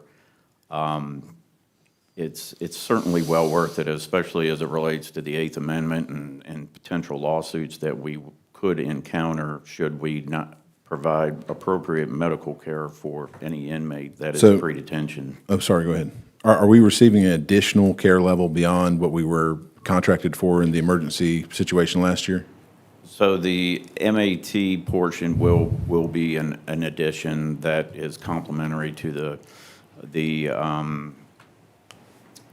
Alpha Center and the funding we received from the opioid settlement. So that it's complementary with that. There's some other avenues we'll be looking at for injections with with probate as it relates to mental health patients. So there's a lot of mesh points here. Is a portion of this contract funded by the opioid settlement? No. Through the Alpha Center? We're a pass-through for the Alpha Center, but there's the ability for the MAT program to be in-house with the inmates at the jail. Okay, I saw some hands. Mr. Chairman? I just want to add to what Ms. Temple and remind him, we're going from an LPN to an RN2 on those services. So there's a difference in the care there alone on who's certified to do what. So just wanted to add that piece on. Okay, thank you. Mr. Jones? Thank you, Mr. Chairman, members of council. Let me just say a few things. I think staff has done a good job in the process of bringing this to us. The thing about a jail, and I think what Danny's point is, he wants to make sure we're covered in time before this one lapses. I also understand Mr. Brazel's wanting to defer it to make sure he understands it a little bit better. As long as we're within that safety zone, Danny, to where it won't cost us to get gigged by minimum standards of South Carolina Department of Corrections, you know, I don't see what the harm would be to postpone just to let a colleague get caught up to date on it. However, I'm going to tell you, I'm fine with it. I like it. I think you've done a good job on this. And I would be prepared to vote tonight, but if I have one colleague that wants a little bit more time and we have that time, I would think that it'd be the respectful thing to let him have that. Thank you, Mr. Jones. Mr. Cato? I'm fine with it. Like Mr. Jones, I kind of have a little bit of background in this, and I think it's very important for the mental health part of it that we have somebody on site. That's a big thing. The RNs are on site. But looking at it from a safety and liability issue, when we have to transport these people for different things that could be handled at the institution, when these correctional officers or these detention officers have to transport these people to the hospital and back, it creates a safety issue. It could be escape. It could be an issue in the hospital. I mean, then it ties up staff at the jail. So I can kind of understand. I can kind of reasonably understand the increase in cost and where that goes, because it's saving us possibly a lot of litigation and a lot of issues in the future by not having to transport these inmates back and forth. Mr. Chairman, Yeah, thank you, Mr. Yes. I was just wanted to point out, I made the motion, obviously. I think, I mean, I've heard enough myself to be able to vote on it tonight. I think it's important to note, too, that Finance Committee did look at this. We were briefed on this, and so this comes from the Finance Committee with a recommendation as well, because we kind of had discussed all this. So, I mean, obviously, it's up to this body what it wants to do, but we did have that discussion, I think, for all the reasons that he said. We've got a lot of business coming up in our next two meetings, so I would be inclined to move forward. Mr. Tucker? Yes, sir. Yes, sir. And I just want to add too, because no one's brought this up, but when Advanced Correctional Health Care last year filled in the gap for us, they told us that they were giving us a deal, and if we change what we wanted, because at one time, we were trying to look into 24-hour care with them too, but it's just not something that's going to be conducive to our pocketbook. I'm just being straight up and honest with you. But So if I could just be clear as to what the difference is that. it's all the things, your mental part. All right, so we have how many people on staff? Two RNs at all times, one You talking about now, or are you talking about in this proposed part? in this proposal. I don't know the exact numbers of who will be on at any particular time, but it's just the. I think we all, I mean, frankly, I just think we all, like, I need to know that. I need to know the particulars, and I need to know that you know the particulars before I can vote on this. If you can answer those particulars, on Danny Cato's recommendation and our finance recommendation, I'll vote in favor of it. But if we can't get those answers tonight, frankly, I just think we need time to understand it better. This was not taken lightly last year by you or anyone else. No, you're right. I mean, Danny, you didn't take it lightly at all. Sure. So I'd like to make a motion to defer until the next meeting. I'll second that. There's a motion been made to defer. There's a second. Any discussion? Yes, I did. Mr. Tucker? So if we can get your answers in particulars, can you give us time as we go down the rest of this agenda to gather that information? Sure. Yeah. Fair enough? Yeah, it's fair. Okay. I think this I'm not asking for anything. I have no reason to defer it other than the fact that he wasn't sure of the question I just asked him. So Can you I wanna- research that, Mr. Temple? I want to make sure that our administrator has every tool at his disposal, has every, that we're not okaying a contract just to move it Yeah. through the process because we got more to do. This is important. This is important to our jail. It's important to the staff at the jail, and it's a lot of money. So I'm taking it extraordinarily serious, and I want to make sure that we address it correctly. That's all.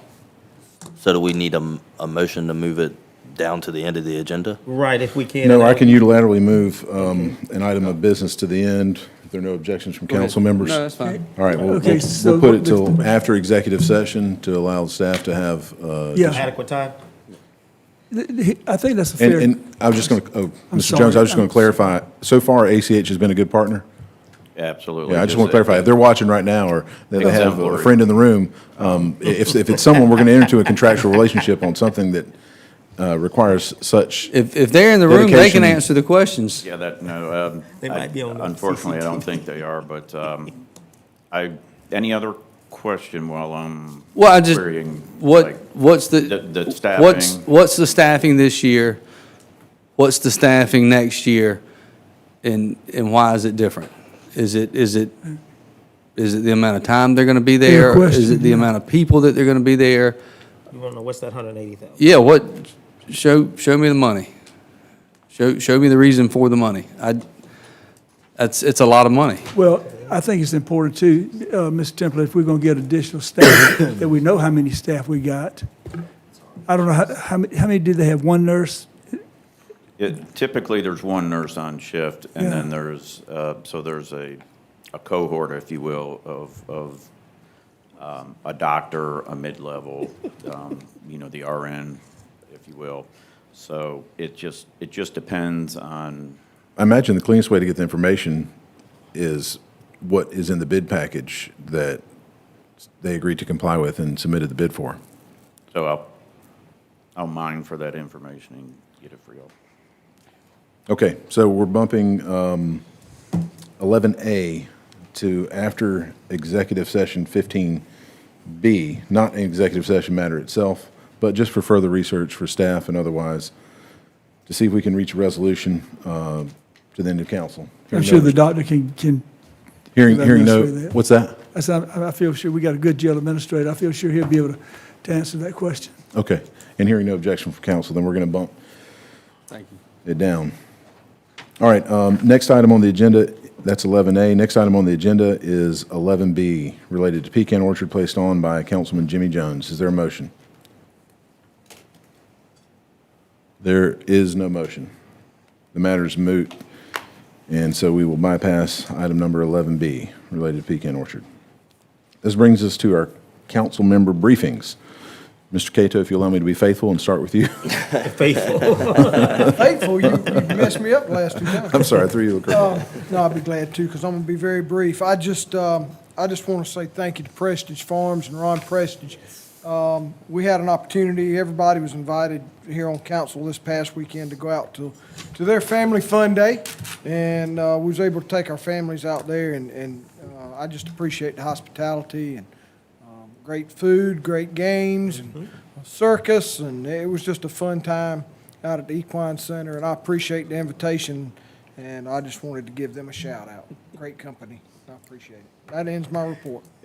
Thank you, Mr. Cato. Mr. Tomlinson. Thank you, Mr. Chairman. Just want to thank staff and the Sheriff's Department for being here, and wanted to let everybody know that the public comments and everybody, especially addressing the ZLDR and permits, all those concerns are heard, and we're going to work to do what's best for Kershaw County. So appreciate everybody being here. That's all I have, Mr. Chairman. Thank you, Mr. Tomlinson. Mr. Jones. Well, just a couple of things. I was going to talk about me, but I think I'll talk about the pecan orchard. If we can, let's try to have some dates at the next council meeting. If we are, we are. If we're not, we're not. But what's going to happen? And two, I have never done this before, but last night I went to the Planning and Zoning Commission. I've never gotten involved, I've never interfered, and I didn't interfere last night. I went to just sit and listen. Guys, I'm going to tell you something. I said this one time before when the equine industry came to us, and they needed 60,000 maybe, 30,000, I can't remember. But anyway, and I said, this is a chance, we talk about we support the equine, well, this is a chance for us to prove it. Well, we didn't give them the money, but we support equine. It bothered me last night to see those folks that y'all grew up with, because they're all younger than me, but you folks grew up with them, and they're worried. They're worried about their jobs, their employees' jobs. They're worried about their income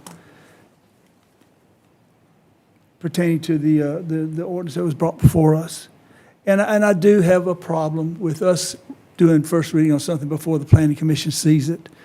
I appreciate the work of the ad hoc committee, as I said before, but I just think it was, to me, it's just inappropriate for me to, and I don't know why I thought that the Planning Commission had already seen it, but anyway. I hope we'll listen to these folks out here when they come before us. I hope we'll try to understand, maybe slow down just a little bit and get some of them involved. And let's see what kind of solution we can come up with. I hate to vote down something, not have a solution to vote, or an alternative. And you know that, Sam, I've been always very good about having an alternative if I voted something down. Probably one of the best on this council to ever do that. And, but I don't have that for this one. It's a tough one, isn't it? But then again, too, let's take the time and do that. Let's listen to our partners, our neighbors, our constituents, our friends. Let's listen to them and maybe not put the fifth gear in there wide open. But that's something I'd just like to ask y'all to consider. And to all the home builders and everybody else, I hear you loud and appreciate what you do. Thank you. Thank you, Mr. Jones. Mr. Shoemake. Yeah, so want to thank the Kershaw, the Arts Center of Kershaw County for their gala the other week that we went to that, and Councilman Wilkes on Camden City Council, who was the name sponsor. It was a really good event. Appreciate that. I wasn't going to say much about this, but since it came up twice, on some of these growth issues that we're going to be talking about, I want to say a couple things. One is, in terms of rushing, I respect and agree with the general statement, we should not rush this. I do not think working on something since August on an ordinance that was drafted 13 months ago that has been heavily researched is rushing. I've talked to no less than 24 people in the last 3 weeks about this. I've listened to the public comments. I would answer back, and a couple things, I'm just going to mention, I made some notes earlier. There was some discussion about accessory dwelling units, what we call ADUs, building a house for mom in the backyard. We've only seen 8 of those last year. Every formula for the permit allocation is based on math. We certainly, this council, could raise the number of ADUs. It's not a driver of growth. Totally agree with that. That's something we can look at. 2 is just the way the math works out if you do a 20% reduction or 30% reduction. That's an easy adjustment. That one's not too big. The bigger questions are still in front of us. Obviously, I support all local economy. I support anyone that makes money in Kershaw County, but also afford the people in the community, support the people in the community. The thing I hear more than anything else is we are growing too fast.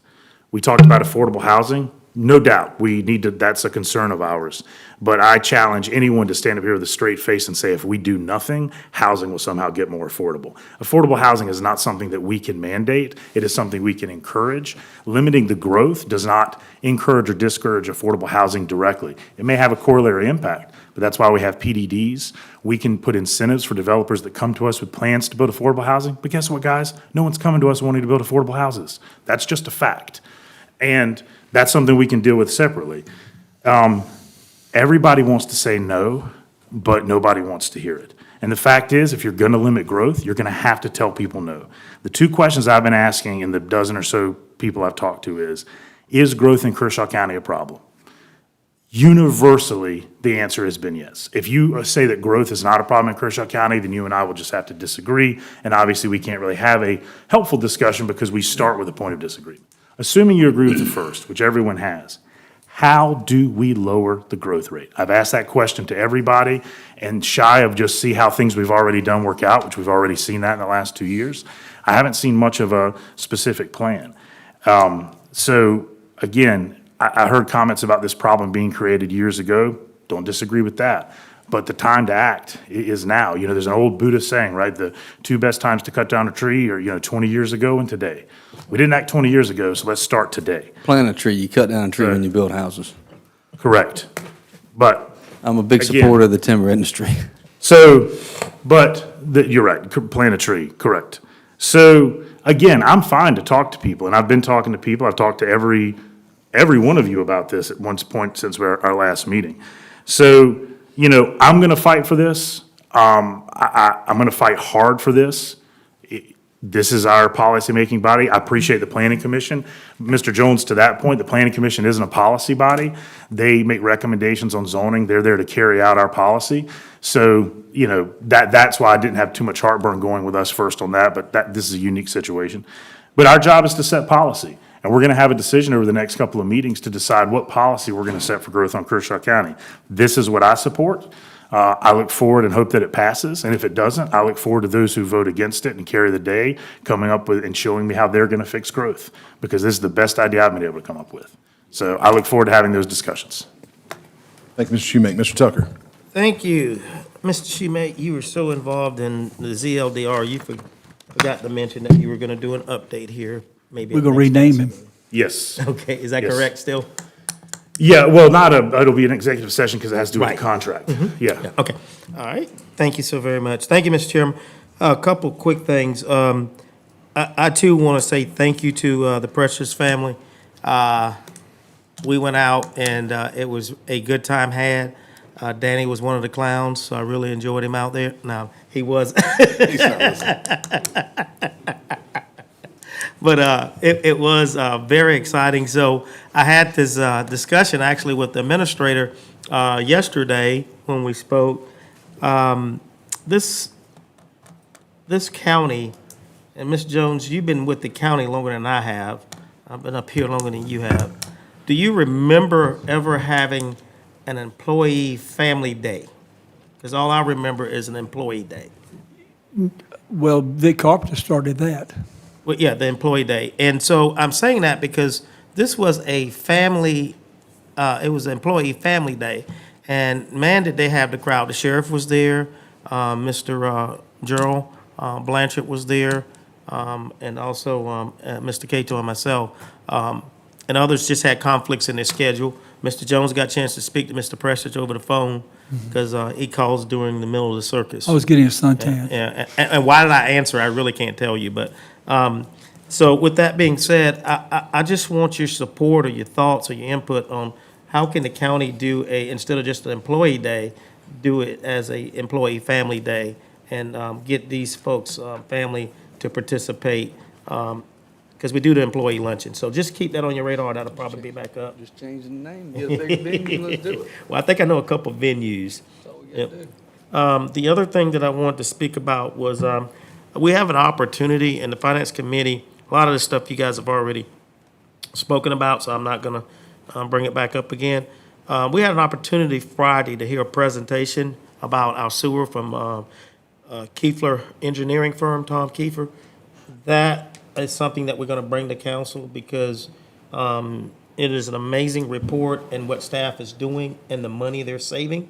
And we really need to get behind what they're gonna be proposing back to us. So I'm just putting that on your radar. We'll get you more information. That's right, need to know about it. The other thing that I want to talk about is that we have an opportunity. We haven't done anything yet, but we have an opportunity to extend our demand response bus. And so I would like to talk to you individually or collectively on that. We can get a lot of bang for our buck. We're talking about maybe $60,000 to extend out to the Elgin, Bethune, Westville, Mount Pisgah area for transportation for our citizens. And that money would be matched with the same. So for 60, we'll get a 120 return. So just keep that on your radar as well. Other than that, I've already talked about Pecan Orchard, and we've already set some perimeters for our administrator to get back in touch with us. So I want to move on to, and all that came up at RTA on Monday night when we met with the COG, and then Mr. Councilman William Wilkes is the chairman of that board now, and he brought that proposal back to us. So, but I also want to say, my prayers and thoughts go out to the Turner family, Cannon Turner's parents, who are Brooks and Carrie. This was the accident on the four-wheeler that happened last week up at Buck Hill Road. It's a terrible thing, and y'all know my story. To lose a child. I don't care how old or how young they are. And so I know they've got a great support system around the church, because some of y'all may be members at the church there in Lugoff First Baptist. But embrace this family, keep them in your prayers, and just love them up every minute you get. They're going to need it as the weeks go by, as the months go by, as the years go by. What's never going to erase their mind is that they lost their child. That will never go away. They can get old, gray, and hair can get bald like mine. His turning gray, mine's turning loose. So, just the way life is. But please keep them in your prayers. And I thank all of you. I know we don't always agree, Mr. Jones, probably none of the time. But I love you. Why did my name come up on it? And, we fight up here for what we believe in. But the most thing that I think that you can ever do is always keep your respect and your commitment of being open-minded and open-hearted with each other. So with that, Mr. Chairman, that concludes my report. Thank you, Mr. Tucker. Mr. Brazel. Chairman Connell, thank you. I'm thankful to get to go last. It gives me an opportunity to kind of reflect on a few of the comments. In regards, Derek, you and I have worked hand in hand on a lot of these community challenges. You put a lot of work into your efforts, and I want to thank you for that. There are concerns. Here's what I'm going to ask you. Be open-minded to a version that works for all of the hardworking families here in Kershaw County that have made their livings, that have sponsored our baseball teams, that have reared their children because their profession depends on it. It's no different than if it were Sammy and his business, whether it be a driving school. If you hamper someone's business directly, it's a big deal. And I know you don't take that lightly. If this were to directly affect me in a large way, which it doesn't, because we're so geographically diverse in our business. But if this was as a direct of an effect as it is to the people that were sitting in this room, frankly, I'd have a tremendous problem with it. So I do have a problem with it because I care about them and their families. So I want to ask you kindly to work together with me on something that works for everyone that we can pass. If you show me a plan, I'll look at it. Well, I like to do that with you. Okay. I've gotten myself in lots of trouble for having plans of my own, and I've learned from those troubles. And so tonight, I ask you kindly to work with me on a plan that I know how it gets when you've worked and worked and worked, and you know in your mind that this is what's going to work, and I'm not saying it's not, but I'm asking you to work on something so that we can have a viable future for citizens, for the projects that are ongoing now. I don't want to cause anybody any economic damage. And I think there's potential for economic damage for families, and we can't do that to our friends and neighbors, and it's something that we're taking very seriously. So if we can work together on a plan, and what I would suggest would be a formal meeting hosted by Kershaw County and a public invitation to to builders in the community, and you're right. We've worked on it for a long time, but they haven't. Let's slow this process down in just a little bit here on the tail end. Let's bring in the local builders, the local support to those builders, the electricians, the plumbers, the frame carpenters. Let's hear from them, and then let's find what works. I don't know what that is right this minute, but if we rush this and we push it and we fight, and we dig our heels in, we're probably either going to, A, pass something that hurts families, or B, not pass anything at all. And frankly, I'm a happy median, try to do what's best for everybody here in Kershaw County. And I ask very kindly that we're able to do that. And I would like to ask our chairman if he could help facilitate with administration that meeting. Mr. Templar. Thank you.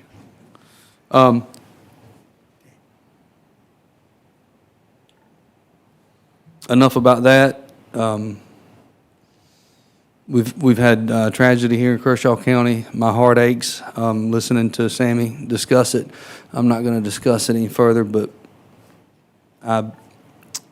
we all have families that we love dearly, and my heart aches for those that have suffered loss. And appreciate all my colleagues, and especially my new neighbor. So looking forward to that real soon. He's not even looking up. Councilman Tomlinson. Everybody have a good night. Thank you. He ain't even look up. I won't pay attention. We know. You still live in the district, right? I don't know. Russell said you're moving to Lugol. Anyway, I have a few remarks before we move on to the next portion. Growth rate. We got to figure out what we want the growth rate be in Kershaw County. Do we just let it run naturally, and as it sits, are we comfortable at 14% over a certain number of years? Is that sustainable in any way? I believe it's not, and we have to figure out what the target is. Is it 5, 6, 7%? Is it 8, which would push infrastructure and schools and all of our resources in I believe, an unreasonable way? You know, no one will ever. Mr. Shoemake, first, I know you hate not being able to respond, and so I'm going to try to do a better rotation of people going around as we do these public comments. But no one's ever faulted Mr. Shoemake with being, Mr. Jones, well, sorry. No one's ever faulted Mr. Shoemake with being too passive. And so, but what I do love about him and those who are committed to addressing the growth issue in Kershaw County is they have the future of Kershaw County and its best interests at heart, which includes families. It's either we figure out how to address growth now, or we look at significantly higher tax rates, perhaps, to pay for the infrastructure improvements and all the requirements that will lay in, because the outlays that we're given by staff based on the growth that we're going to see, the impact fee doesn't touch it. It pays for some of the growth, but it doesn't really touch it in any meaningful way. As we've discussed in the past, and I've mentioned and encouraged the school district could look at a impact fee which would be much higher and paid directly for schools. And, you know, that will be in their prerogative if they want to take that up. But growth rate, South Carolina is the #1 state that people are moving to as of last year. We got that update. We've had it, but we also got it in our faces again recently in the news and otherwise. And then of the 46 counties in South Carolina, we are the #7 county for growth in the fastest growing state. And so it's an issue that we have to address. I've received numerous calls as well, just about from everybody who's in the room and many others who are concerned on both sides. I have some of the big builders saying, hey, you got to do something, but it needs to impact only the small builders. I got the small builders saying, you got to do something, but it only needs to impact the big builders. And then I've got everyone else saying, don't let another house be built in Kershaw County ever again. And all three of those positions are unreasonable and not realistic. And so how do you figure out what you can do? I think there's already a series of amendments that council members have been talking about. I've got some in mind, which would, and this is where Mr. Shoemake and others, I would disagree. I'm not as aggressive on the reduction in the growth rate. I think we could perhaps phase it, and there'll be some discussions about that. Allocations for those who might already be in the pipeline and already have site plans approved and already expended significant funds. There might be additional allocation made for those. And so I think there's some things we can look at to address some of the concerns we've had, but it's either we do something now or we really have to do something later, and I think it's going to be more painful. All I know is all the calls that I've received, and maybe you've heard the same thing, council members, is they say you have a really tough decision to make. You have to do something. We don't know what it is, and I'm glad I'm not you. And so that's where we find ourselves at this moment as we move forward in addressing growth in Kershaw County, which we need to have. If you're not growing, you're dying, but we've got to grow the right way. That's the report that I had. I don't have anything else beyond that. Mr. Administrator, do you have any remarks or report for us? I do. Just want to give you all an update on Parks and Rec that we're going to be doing some ribbon cuttings here soon. These things have been going on for a while, but what we're at, the point we're at now is just the point of the punch list to make sure we're getting a quality product handed over to us. So just an example, we met Alliance, we're going to meet with Alliance to mark the areas of asphalt over at the Casey West parking expansion. We've noticed several areas over there is just not what we're going to accept, so they'll probably do some milling over there and some patching, and but we don't want potholes in a couple years in our new stuff. So just we're really scrutinizing these projects to make sure what we take into our inventory is maintainable, it's new, and it's not a project when we take it in. So we want to maintain, not repair. Woodward Park is, it continues to drive on. Sub-base for the parking lot is being spread out and prepped for asphalt. There was an additional drainage system that had to be put in at the base of the retaining wall near the basketball courts to prevent water from pooling. It's a little bit of a, there's some wet areas over there, but it's just where plans change, and this is going to ensure a better product over there, excuse me. Hydro seeding has been put in all the common and disturbed areas, but with the drier climate we've had recently, not much is growing. We do have irrigation out there, but that's more for the fields, not necessarily these disturbed areas. So I don't see those areas necessarily preventing any kind of openings. We'll just continue to nurture those along and hope and pray for rain.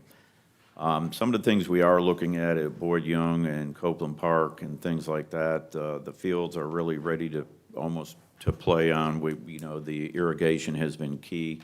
We've never done this before in any of our projects, Casey West in the past with irrigation, and this is just going to be a game changer when it comes to the aesthetics and the playability of these fields. So we feel pretty good about the fields up there, but we're also going through with the punch list on the 27th to look for any safety hazards. There's some areas that need to be taken care of, some ruts and things like that, where the silt fencing has been taken out and created some holes, so we don't want any hazards up there. But we just want to, again, have a safe, playable, usable set of fields up there. So we look forward to getting up there with these punch lists. And just because we have a punch list date doesn't mean we can't work concurrently with our contractors to notify or notice things and have them addressed before these punch lists kind of get a jump on this.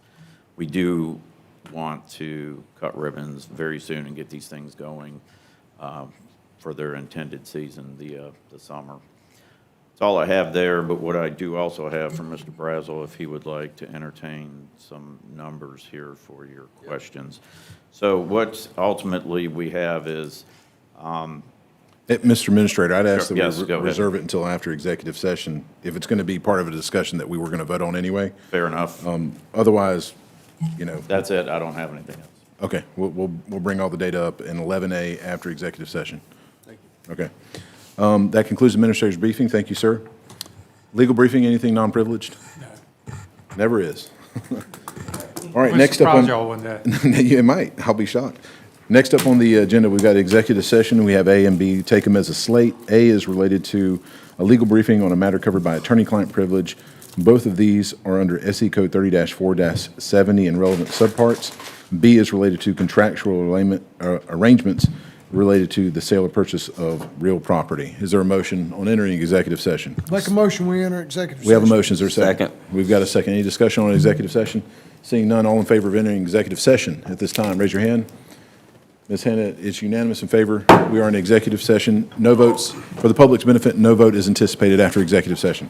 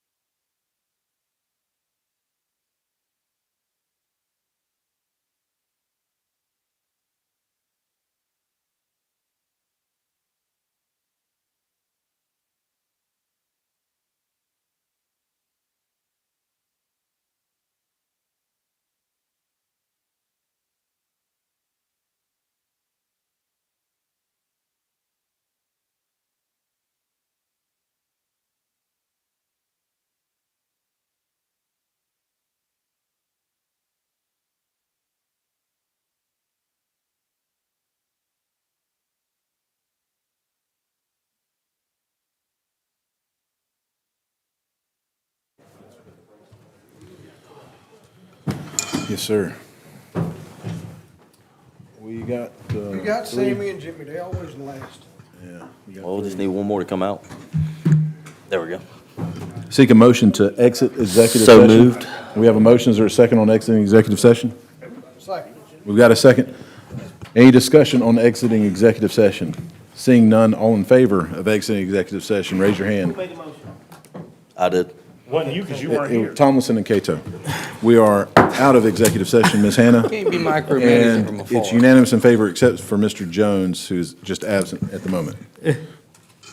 All right, that puts us back on the agenda. Prior to adjournment, we had, under Chairman's prerogative, 11A moved for some additional research. Thank you, Chairman. And staff, yes, sir, and staff being able to share or answer some questions. Mr. Templer? Yes, sir. Yes, sir. So, Mr. Brazel, to just tersely answer your question, it'll be two people you'll have, but they will be RNs, an RN for 80 hours a week, and then an additional RN supervisor for 40 hours a week. And this ups the cachet of the level of care. There's LPNs, So lower level care. Substantively, we're just going from LPNs to RNs. RNs. No more time, no more people. But the mental health piece, what was that? Mental health was, let me see, 80 hours, Jeremy? 8 hours, isn't it? 8 hours, I'm Yeah, sorry. 8 hours, yeah, 8 hours.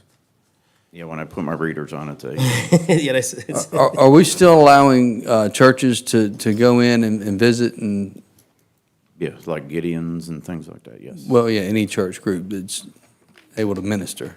Yes, we've, and we get requests from time to time, but we always accommodate.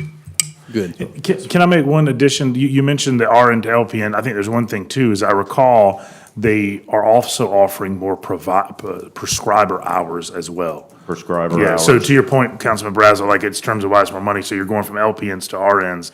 The ACH is also offering more prescriber hours than Southern Health Partners. So we have more doctors who can write scripts that are available to us. That's correct, isn't it? Correct, and then one other key feature is that when these inmates come in for screening, unless they, with Southern Health Partners, if they don't answer any yeses to anything, then they're not screened. But with the Advanced Health, they are screened regardless, and I feel much better about that for, I mean, when you Okay. think about things like in-custody Well, deaths and things. I was almost ready to vote when Danny Cato said he felt good about it because I know about, he knows, and Jimmy, frankly, Jimmy knows.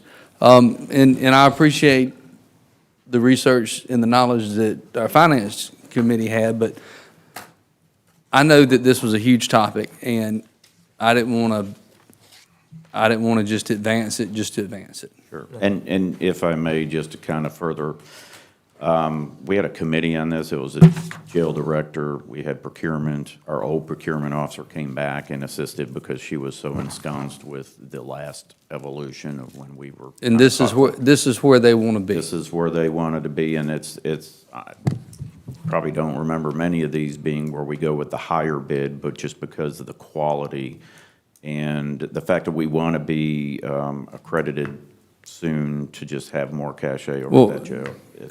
I certainly understand sometimes low bid is low service.